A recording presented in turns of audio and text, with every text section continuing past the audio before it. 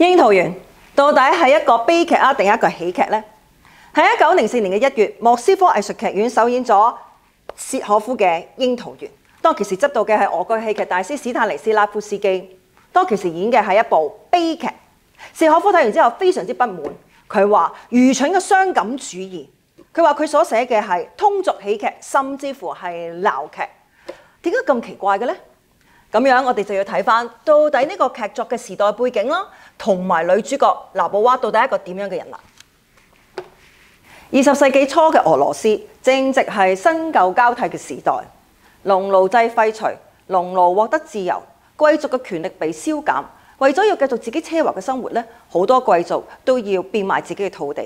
而劇裏邊娜寶娃就正正係呢啲沒落貴族嘅代表。而喺首演嘅時候，飾演娜寶娃嘅就係契訶夫嘅太太克里碧爾啦。5年前丈夫過身，個仔死埋，出走巴黎，遇人不淑，俾人騙財，又被拋棄，重拾家園，面對債務，不得不出售自己最愛嘅櫻桃園。夠慘啦，係咪啊？仲唔係一個悲劇 ？No。契訶夫堅持櫻桃園係一個4幕喜劇，到底點解呢？下集會同大家繼續分享下。